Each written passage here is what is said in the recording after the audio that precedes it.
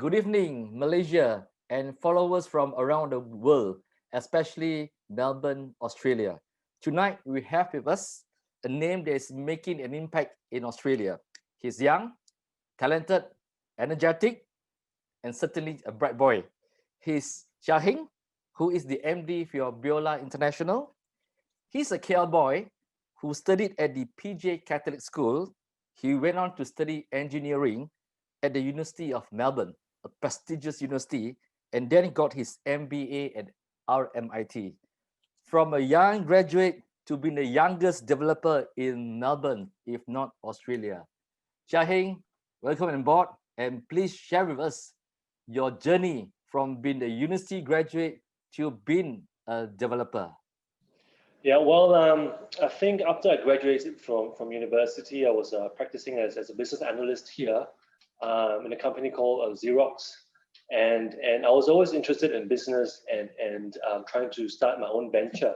And I think my journey into property development can be attributed to three main influences in my life and how I got involved. I think firstly is Adeline, who is our co-founder and also my wife. She's an architect who's part of a development and construction family heritage. It's been a big driver as well in my life, and always wanted to start something together. She has always wanted to do development, influenced by her father, of course, who's been in the industry for 40 years or so, and also currently a mentor to both of us in our business. And secondly, my late brother-in-law, who is a developer in Melbourne as well. He's an Australian-born Italian. And that's how we got involved in Australia 108 actually, because joining him to co-develop that project and building. And thirdly, how I got started is also a family friend here in Melbourne, who is a very successful developer himself, taught Adeline and myself how to develop in the Melbourne environment. He introduced us to all his relationships and introduced us to our first Beulah development opportunity, which is now known Gardner Hill. That's the first development that we, I guess, started ourselves, and that's how we got started. And the word Beulah symbolizes the promised land. It means, in the biblical text, promised land. It means a land where there's prosperity, health, joy, peace, all the good things in life. And we want our customers or people who occupy the space to experience the promised land, experience the good things in life, and that's a vision as well that guides everything that we do at Beulah. So that's how we got started. How did your company got involved in this iconic Australia 108 project in South Bank? It's an iconic project, yes, and recently just completed. It all started when my late brother-in-law, who was a co-developer at Australia 108, and he approached us because we are families as to be co-developers too. Of course, at this time it was an early stage of a career, and so we joined as a capital partner. We tried to raise funds for him from investors to invest in that project as a quasi sort of fund manager role. We worked through Adeline's family's relationship, my family's relationships, and managed to find investors to invest in that project, and we act as a sort of quasi fund manager, and that's how we got involved in that project and learn about development as well. Would I be right to say that Beulah focuses on developing the projects in the suburbs rather than the financial center or the city itself? Not really. I think Australia 108 is a classic example that's in the CBD. We have a project called Paragon, also very, very central, in fact, more central than Australia 108. It's right heart the center of the CBD. But we also have projects in the suburbs of Australia as well. I think furthest away is 15 kilometers from the CBD. But most of our projects, 9 in our portfolio at the moment, they're all within that 15 Ks from the CBD. So sort of metropolitan Melbourne still, and very focuses, I guess, still focus on quite central development in Melbourne. Can you tell us the projects that your company is now doing, which and their names, and of course the area that they are in? Well, A few, recently the latest one is South Bank by Beulah. That's in South Bank. The name itself. Recently also completed a few projects. One is called Hallmark in Ivanhoe. There's one called the Grants of Q in Q, and Habitus. There's townhouses in South Melbourne, and Provenance in Camberwell, and there's the Wilds. This is in Northcote, northern suburb, and did I miss anything? Garden Hill in Doncaster that was completed as well. That was a initial project.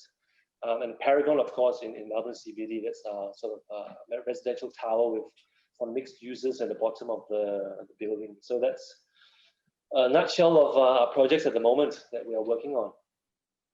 So Jia Heng, I believe that both you and your wife, they were studying your wife studied in Melbourne as well, right?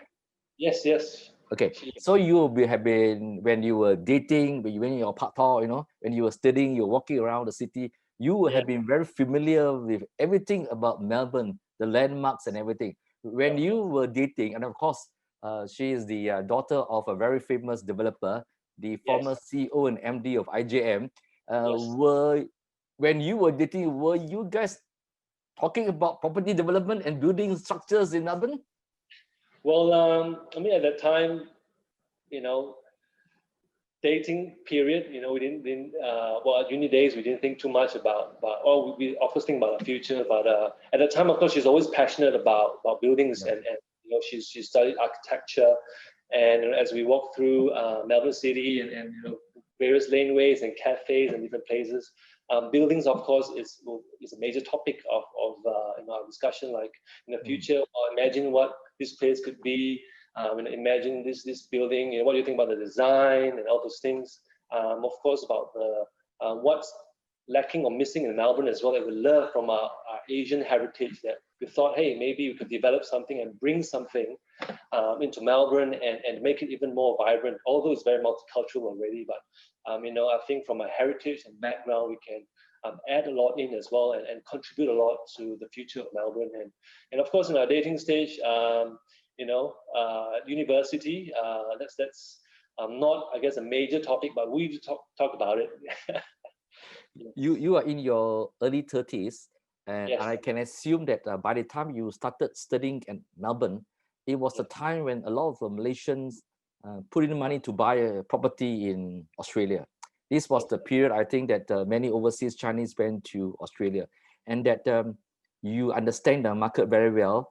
You're a young developer. You understand also what the young investors want. Investors here meaning house buyers. Now, since the 80s, early 90s, and now, of course, Australia is always an attractive place to live in.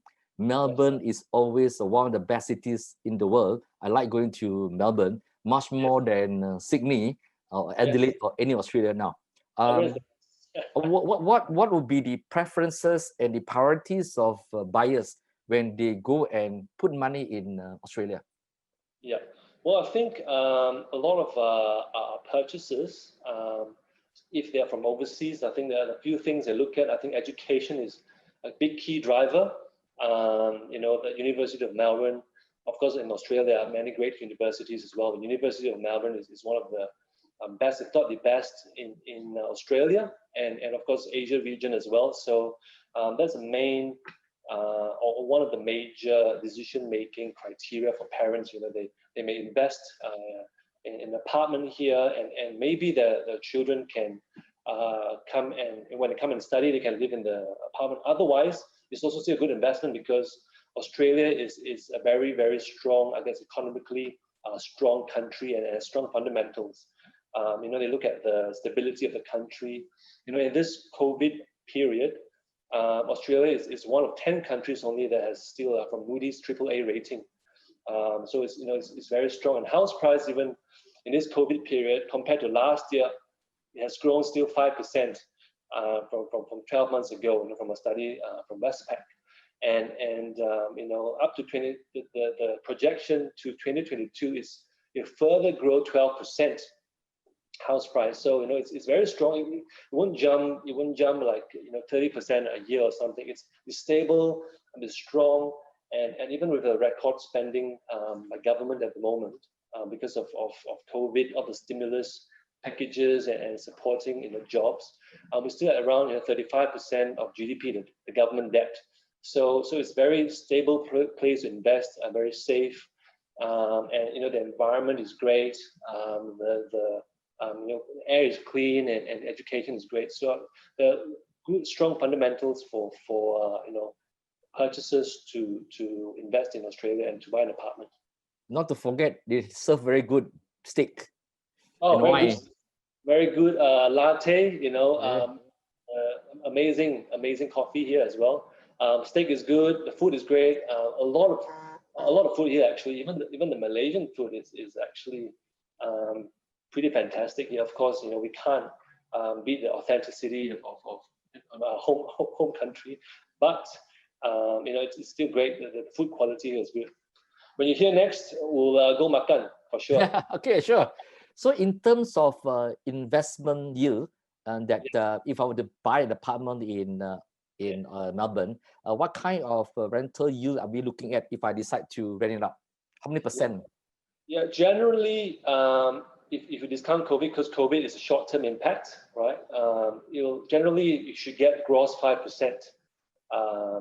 General speaking of it, depending on the size of the apartment, 3-bedroom is harder to get a yield because the price and the rent doesn't really correlate. The 1 and 2 bedrooms you can generally get better yields because the rent and price is closer. So generally you should get 5% gross in Melbourne. That's of course not including the capital gain as well, capital growth. But rental yield should expect 5% on apartments. Is it difficult for foreign buyers now to get loans in Australia? I understand that your company provide this finance facility to help buyers. Is that correct? Sort of. We facilitate those financing, with I guess partners and suppliers. Couple of years ago, I think it was 2017. Because the market is sort of heated up, the regulation here, government decided to reduce foreign lending, home loans to foreigners. So at that time, there was a gap. It was difficult to get a loan. But now there are a lot of solutions in the market already.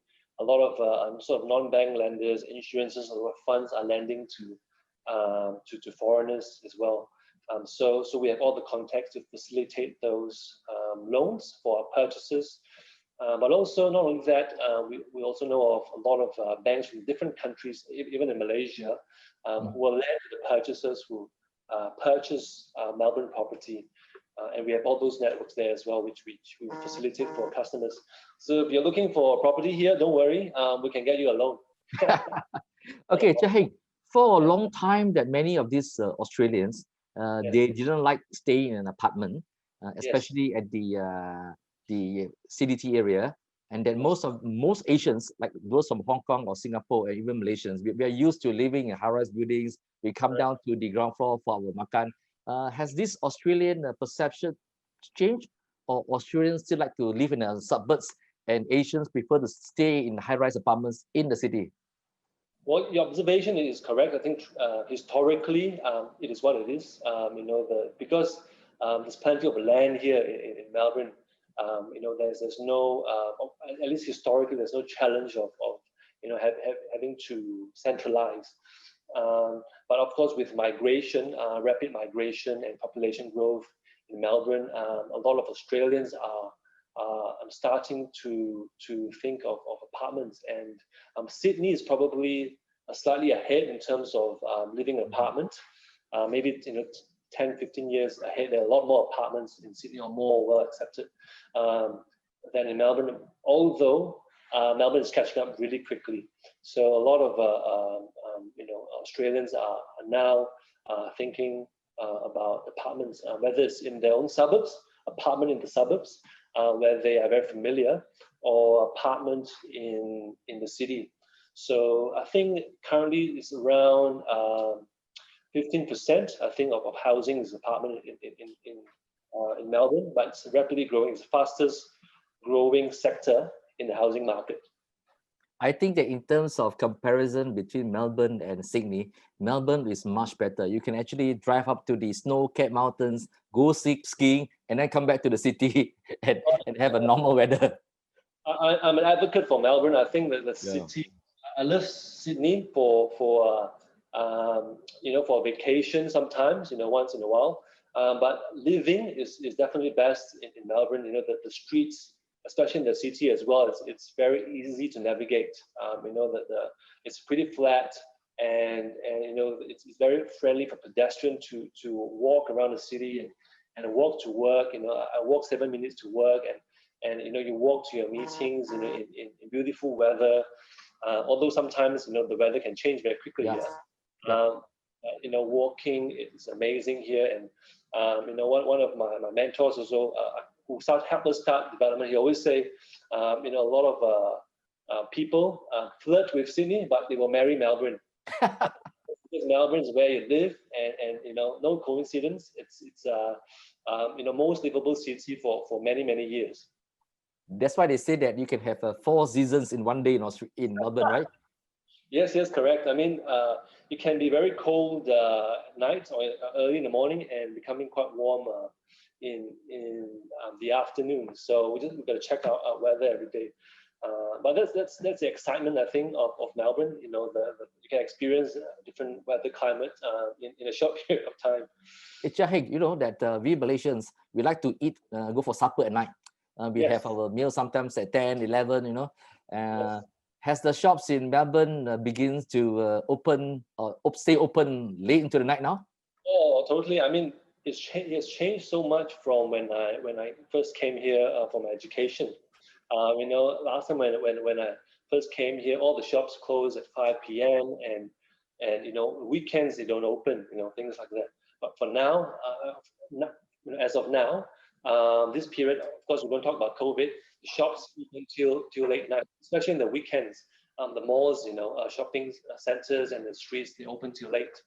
So I think we've gone a long way as a city, or Melbourne as a city, to embrace various cultures, and it is very multicultural now, and due to huge population growth from the Asian cities.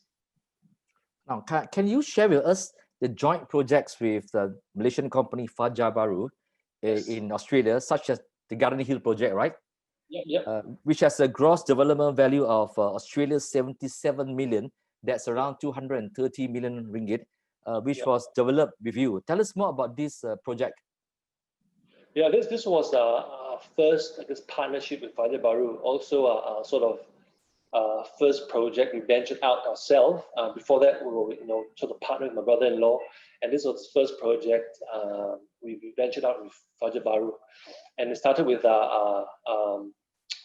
started back in around 2014, and located in the eastern suburbs of Melbourne, Doncaster. It was designed by a huge global architecture firm, Woods Bagot.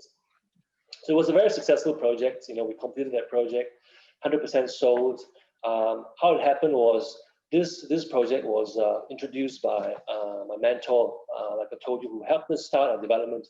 And funny story, when we started, just right before Garden Hill, we started to venture ourselves. He would tell us that, two of you, Adeline yourself, that's more than enough to develop a project, and it's not rocket science.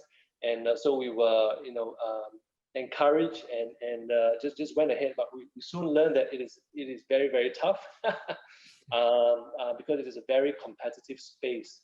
Definitely not as easy as it was described. Of course, he's trying to put courage into us. He did warn us that we have to work very, very hard. But it's a very competitive, very challenging, market in Doncaster. But we managed to sell all of them and completed the project on time, and ended up with a healthy profit too, and happy customers. Well done.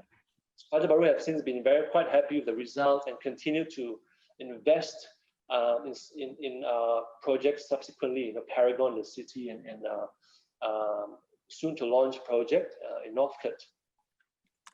I was told that at the Garden Hill, it has a indoor forest and also Australia's first off the leash dog park, which means that you can just let your dog run around. I think it's really a great concept. Tell us more about these two features. Yeah. Well, the indoor forest actually is in Paragon, Okay, but all right. dog park is in Garden Hill. So Okay, if you talk about off-leash dog park in Garden Hill, since we're on the topic of Garden Hill, okay. actually the idea of the dog park was given again by that developer friend who also my mentor. He gave us an idea actually, and you know we took credit for that because we executed it, and he's very generous to share the idea with us. And during that Garden Hill project, when he told us about this idea, we also did our research and found out that one in four households in Australia owns a dog or some sort of pet. So we decided that, hey, that was a great idea. You know, there's a great demand. You know, one in four households owns a dog. And so we decided to go with the idea. And we then discovered that no one has done it before, a private off-leash dog park in an apartment setting. And hence it became Australia's first dog park, and we won many awards for it. You know, one of the awards we won is called Game Changer of the Year. Yes, Uh, okay.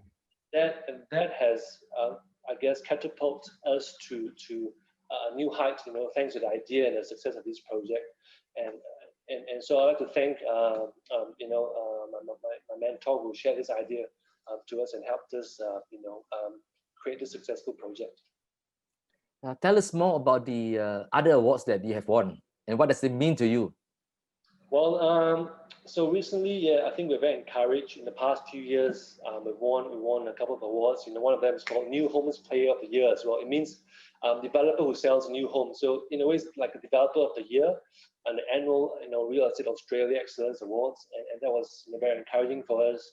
Other key awards as well is Best Medium Density Development, Hallmark, UDIA Urban Development Industry Excellence Awards, and Best Residential High Rise for Paragon in the Asia Pacific Awards, and so we are very encouraged by these awards and numerous awards as well. I think iProperty won one as well for Paragon, Best International Development. So we're very encouraged by these awards because we are benchmarked against other reputable developers as well in the industries, which we respect very much and learn a lot from. And so this is encouragement for us to continue to innovate, and also a testament to our capability and strength as well as an organization to be able to conceptualize, market, and deliver high quality developments to the market. So definitely spurs us to continue to innovate and deliver even better projects in the future. And of course, a recognition for our group's capability as well. So we're very humbled, but also very thankful and big encouragement for us. How have you managed to adapt to the Australian system? You know, in Malaysia, Yeah. for housing developers, there are layers and layers of bureaucratic red tape, and it's really difficult for developers here. How have you managed to circumvent and to handle the system in Australia? Yeah, I think one benefit of developing here is that the process is quite transparent, and there are guidelines, and if we develop within the guidelines, you get a permit. I think the permit risk is not as high if we understand the guidelines. I think the biggest risk of development here is probably the market risk. As my mentor also said to me, the development is only as good as if you can sell it. So if you can't sell it, even though you have a permit for amazing development, it's sort of worthless sort of permit. So the regulation here is not as maybe complicated as Malaysia. It's quite regulated and quite transparent as well. Even we see a change of government, or in the past many years there are many prime ministers in Australia. But the systems and processes are strong whereby you can rely on them, and the rule of law is strong as well. So you can the court system is strong as well to enforce those laws if it's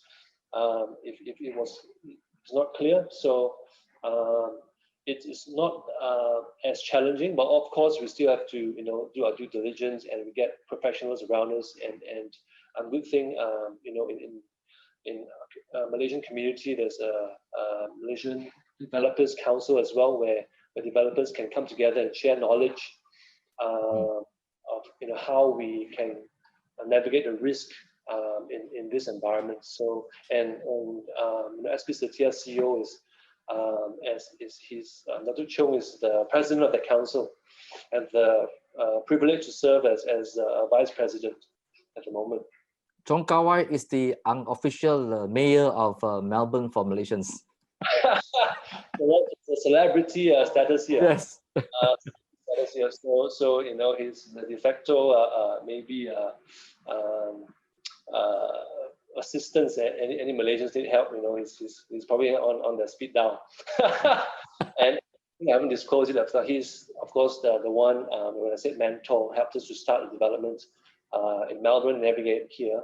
He's the person who very graciously assisted us to kickstart the development as well in Melbourne. So our success in many ways owed to his generosity in helping us. Okay, Jia Heng, I have a question. I remember reading somewhere, if I'm not mistaken, is it the Celtic Cricket Club? You were looking at this particular land which you wanted to acquire, but you had to win the support of the members, and you had to do it twice. Is that correct? Share with us. Yeah, correct. So that is Paragon. That is a 48 levels apartment project in Paragon. So the site was owned by an Irish club called the Celtic Club, and they have a big committee. And before we purchased the site, even though we were the highest bidders, we had to go through a voting process. The members, all the members, not just the committee, have to vote. I think 75% vote to approve the purchase. So the first round, after we've won the bid as the highest bidder, we were going through approval process from the members. So they did a voting process, and we got like 72%. We didn't qualify 75%, so we didn't manage to purchase. So what we did was we engaged the club even more. We had town hall meetings with the members, and some of them varied, because some of them were quite aggressive towards us actually at the start, because seeing us as someone who is taking over that property. It was precious to them because it is long, more than 100 years heritage, and they were very precious. So what we did was we convinced them that we're going to do a quality development there, and they have a chance to purchase back a space, which is first 4 or 5 levels in the building if they wish to come back again. Of course, they didn't exercise the option at the end, but we did convince them that it's going to be a good quality development. We got our team to present to them the concept of development, the first Australia's first elevated indoor forest in that development, the quality of apartment in there. And so we ran another voting process from them, and we got 78%. Close to 80%. So and it was a big win for us, because for the past many years, decades, I was told, many developers have tried to acquire that site because of a very strategic location, but failed to pass that members vote. So I think as Beulah, we are fortunate, very grateful, for that vote, and so eventually, now that the project is almost completed, we've just topped out, and we sold very well as well. 90% of the apartments were sold in the first few weeks of the launch, and it's completing soon, probably end of this year or early next year. And and that's a great project in our portfolio. Jia Heng, what is the profit margin for developers in Melbourne in comparison to the ones in Malaysia? I think in comparison, I can't comment the latest or the margins in Malaysia, to be honest, because I'm not be 100% familiar. I think, I can't comment, but I think Close. I think it's quite close. Yeah, around. I think if you can get 15 to 20%, it's quite a good development. Jia Heng, you know that over the past months, there has been a lot of negative news about Australia. There's this concern not just for house buyers, but also parents who read about all these news about Australian politicians being very hostile towards Asian, especially ethnic Chinese. Has this been an impact to the selling of your property and you as a person who lives in Melbourne itself? Yes. I think I think the feeling on the ground is actually very different from the politicians' speeches. In relation to the Australia's foreign policy, and of course I'm not an expert in this, but it's quite consistent with China actually. I think nothing much has changed. All those some speeches has escalated further due to I think U.S. election actually played a part as well. Hopefully it will calm down after the U.S. election. There's been some questions, of course, from our Chinese customers. What's happening on the ground is Australians rejecting migrants. They don't like us. But they quickly understood that the situation on the ground is very different to political speeches because we on the ground we're telling the stories. In fact, they're very welcoming to migrants and foreigners actually, and that's a big part of their economic driver is population growth and migration. Melbourne is still, I feel, definitely still quite a favorite city from Asians' perspective, and the attacks have been and those speeches I think mainly isolated incidents. And in the media is sort of focusing on that, and we actually don't feel it on the ground, as much. The church that I attended actually has about 120 nationalities represented all background, so it's a very multicultural city, and our Melbourne City Councillors are quite multicultural as well. So I think short term there may be some questions, that as we talk through to our purchasers the feeling on the ground, and that Melbourne and Australia has still strong fundamentals, AAA rating, house price growth, and government debt to GDP is quite low, and they are quite comfortable to continue their purchase with us and settling with us as well. How has the COVID-19 pandemic affect your company and you yourself? Well, from a COVID-19 perspective, definitely has some short-term impacts to our projects. I think firstly there'll be construction delays to our projects because during some of the stricter lockdown periods we are out of, during that time only 25% of the workforce can work in construction. So the construction delay, so that will impact some of our cash flow projections. Our income from settlements, project settlements will be delayed, and that has some impacts to our cash flow management. So we have to be prudent in how we manage our cash flow. And the sales display suites are closed as well, can't be opened. And recently only they introduced private inspections are allowed, but only for a short period of time. But for a long period of time, we can't do any sales because no one can visit the display suites, and that has impacted some of our sales process. A lot of our, inquiries are still there, but they can't transact because they can't visit the display suites and the apartments, even though they're completed. So there's some short-term impact of delayed settlements, impact our sales. But I think the underlying pent-up demand is there because inquiries are still coming in. So I think once restrictions are open, we'll see a huge sales volume coming back because people are just waiting to purchase, and they can't. And house price is still growing, which is great. You mentioned that the construction is allowed for a specific period. What do you mean by that? So there's this I guess stage 4 lockdown, which we have come out of.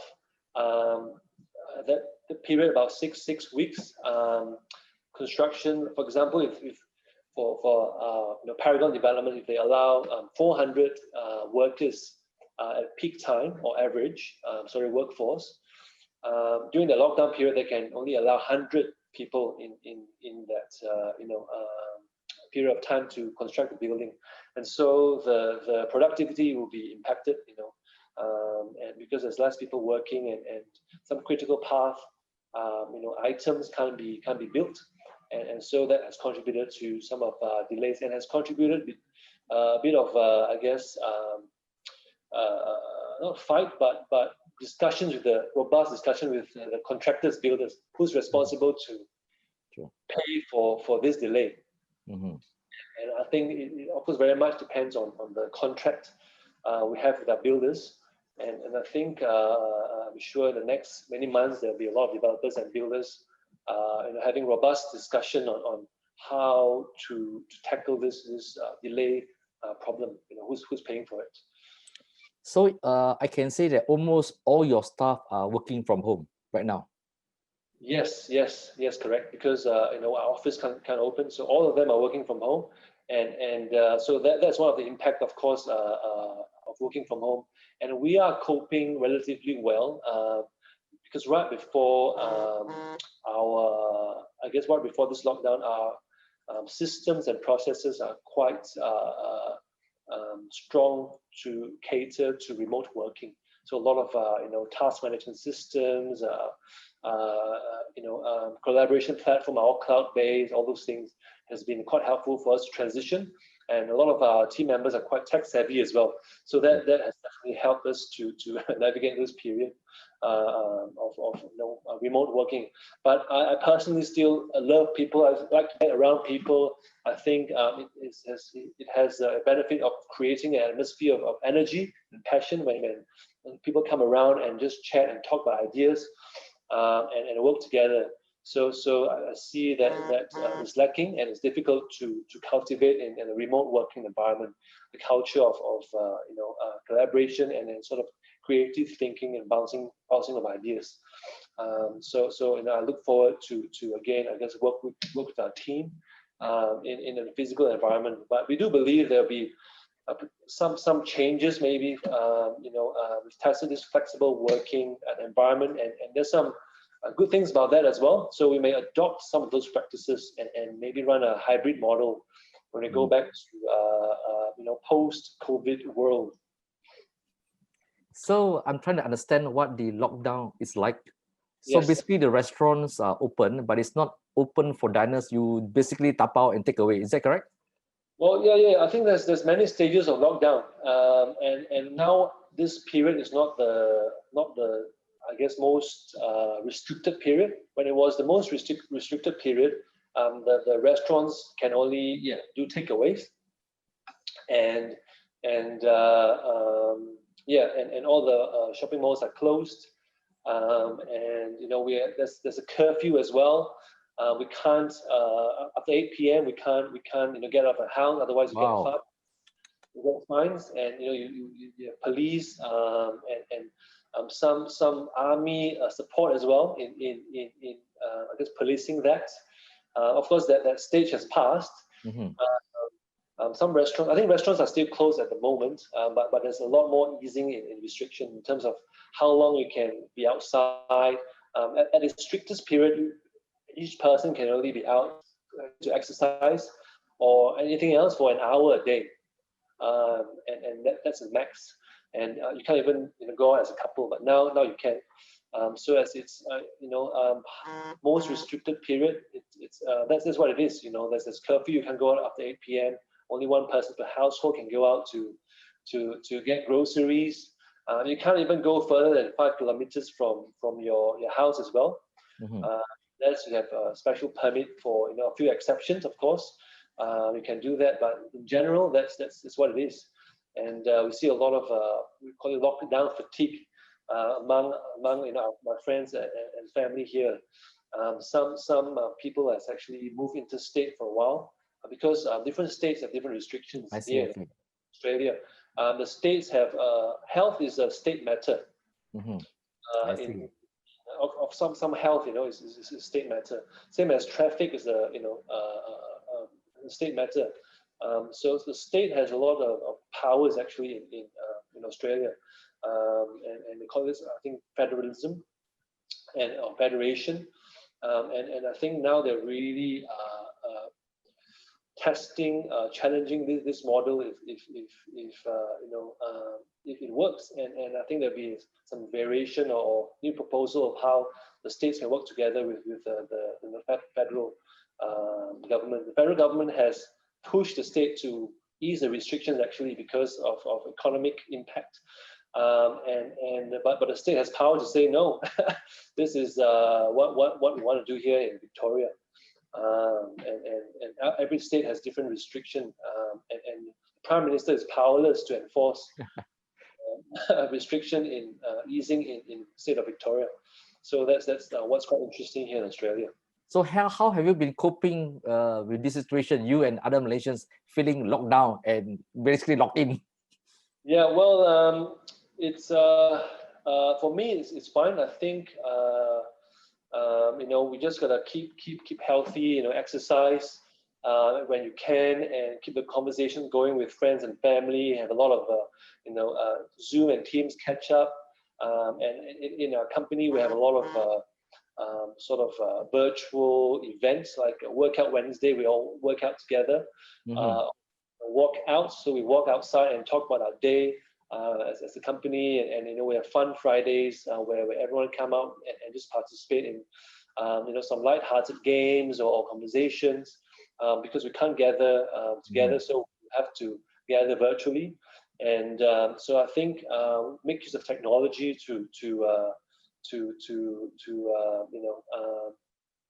I guess connect with people, and a lot more cooking as well, of course. A lot more cooking, and I don't really know how to cook well, but I've improved slightly in this period. My wife still prefer me to take away and then taste my cooking. So that speaks a lot about my cooking skills. That is actually her polite way of telling you, please do not cook anymore. We can't take it anymore. That's right. So a polite way to say, oh, this is great, but maybe we should lighten your burden and take away instead. So, okay, one more question I want to ask, because for followers who have been looking at our programs, when I first asked Jia Heng, can you appear on this particular date for recording? And he said, I can't do it because I got to babysit, okay? Now, in Malaysia, we all depends on our live-in maid. Is live-in maid, is there such a thing as live-in maid in Australia? And that is it difficult to get a babysitter? Yes. Well, live-in maid is very, very common here in Australia. Okay. And especially for an Australian to do it is highly unlikely. Otherwise, you need to pay very, very high. Okay. So it's not normal, and a lot of parents here they have to take care of their children themselves, and do their laundry themselves, and if you have a nanny, maybe it's for a specific period of time, and that's how we are coping. We do have people help us from time to time, and of course nanny is key for us to be able to do our work, because Adeline, of course, is working full time as well, and they're very involved in the business. And they play a huge leadership role in a business, and so we got to postpone our interview because just like I said, and as of now, a 6 weeks old newborn. It's been congratulations. Great. It's been a great addition to our family, but boy, the challenges in the lockdown period to manage that is real. And so sorry, we have to postpone that interview at that time because our nanny couldn't make it, and Adeline can't take care of a 2.5 years old and a newborn at the same time, so I have to chip in. So Malaysians are basically a very pampered lot, right? Oh yeah, I think so. I think only when I start coming here, I realized the luxury of having a live-in, kakak, so to say, uh, in a community, and that is a luxury in I guess a country, Malaysia. So it's a luxury that most people can't afford here, and you can't find a lot of people who are willing to do that either. So what do you miss most about Malaysia?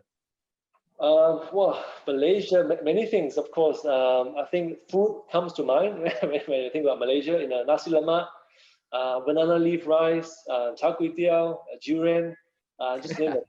And that's what I love about or miss about Malaysia. We have this in Melbourne too, but of course they are different. Of course, family and friends is a big thing. And when I go back to Malaysia, I spend a lot of time, most of my time actually with family.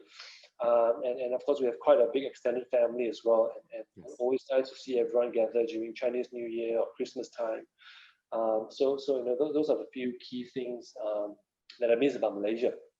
Okay, Jia Heng, Beulah received tremendous unanimous support from the City Council for your latest 2 billion Australian dollar project, which is called the South Bank by Beulah, and Yeah. has been regarded by the local media as the tower of power and a lifeline to the economy. Tell us why the press call it the tower of power and the lifeline for Australia's economy. Yep. Well, I think I can maybe start the journey of that project. I think it started in 2017. It was when BMW, who was the previous owner of the site, wanted to sell the site, and they went for an international, I guess, tender, and the bid was very competitive. As some international developers all over the world, and some of them I respect very much, and therefore, when BMW chose us, we are very, I guess, honored by the trust given to us to develop the site. And we were told when we were told that it was our vision for the site that won them over, we were very, of course, pleased as well, because the concept I believe we have. That's why it's called a tower of power. In a sense, I feel the local sort of term it that way. I believe it's one of the first in the world. I think we term it a vertical hyper mixed use, a vertical metropolis. Within a building or two buildings, you have residential, retail, hotel, like a five-star hotel, office tower, and an entertainment precinct with 2,000 seater, cultural and public spaces, all within minutes of travel, all within this, vertical city, I call it. And it will be Australia's tallest as well once it's completed. And we are very, I guess, honored by the overwhelming support received from the authorities and the public as well. And then we were told that it was unheard of to receive unanimous votes from the councillors across party lines, across the Liberals, Labours, the Greens, and the Independents, and especially for a project of this scale, normally can be quite, controversial. And I think, the local media, I think the age term as lifeline to the economy is because I think at this time, a COVID period where there's economic impact, that project will create thousands of jobs and create job creation. And of course, for us, to be able to do that as a civic duty. Of course, there are many challenges ahead as a project of this scale would present itself. And currently, we are shortlisting, five-star hotel operators. They all have, put in their submission. We have received great submission again from global world-class operators, and we're very privileged to be able to choose from one of the best, and also prepare for our residential release maybe sometime next year. If the market permits, and there's no travel restrictions and things like that. So I think it's the nature of the concept of this development. It's the greenery all the way through the facade to the top, and I think we had a very public journey of just choosing a designer, bring the public along the journey of the design process, and so the public actually love it, and I think that's why Harold Sun called it Tower of Power as well. It's our Tower of Power, they said, and for us it's a very honored to receive locals support and love for this development. So very fortunate and very excited for the future. Okay, so one final question before we wrap it up. Yes. Share with us your management style and also your advice to young aspirants and wannabes who wants to be a housing developer in Malaysia or any parts of the world. Tell us how one should do it and how one should prepare themselves and what pitfalls they should avoid.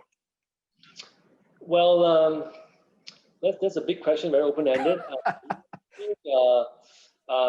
Just reflecting on how I started, it sort of came from, I didn't really look for it. I mean, we do look for it. We are interested in development, and this opportunity came because of my mentor in development, and suggested to me, and I managed to gather investors to I guess invest in it, and it started from there. And of course, the process is very, very challenging and difficult. It's a very competitive industry, and I think work really hard, of course, is one key philosophy. Work really hard, but still take some time off to recharge, because it's important. Otherwise, we'll burn out eventually if we keep working and don't take time to recharge. So I think one of my philosophy is take a Sabbath day off. Which is once a week, as much as possible. Sometimes in inevitable emergency and tough situations, I can't. But take a day off in a week at least to not talk about work with family or colleagues, so we can recharge and do things that we enjoy, because that helps us to rejuvenate and keep being creative as well. I think that's key, and surround ourselves with just great people. Who can speak into our lives. If you see something's off from our life, they can speak to us. And I remember, when I won a first award, my pastor called me and said, "Hey, congratulations, I'm Jia Heng. I know, you're winning award now. A great achievement. But remember, stay humble." So I was like, "Oh yeah, okay, stay humble." So in my journey, there's multiple people who always remind me to continue to stay humble, because sometimes when we're in a situation we cannot see it. As some say, the fish in the water tank can't smell the taste of its own water. So we always need people around us who love us, but are not afraid of telling us if they are seeing us going astray and deviating from our vision at the start. So I think that's very important. Surrounding people, have good mentors around us who can speak into our lives, and I think dare to dream is very important. When this opportunity came to us, it was a big project. Of course, 77 million GDP at the time, and of course. We have people surrounding us who believed in us and said, "You can do it." So surrounding ourselves with people who are also visionaries, who can speak into our life, but also can warn us as well, of course, at the same time. And that speaks to daring to dream, have people around us to support that dream as well. I think our achievements and what we can do is limited to the ability of how much we can dream or how big we can dream. So if we can dream bigger, then I think we can achieve bigger. And if we can't dream big, then we're limited by the dream. So I think dare to dream.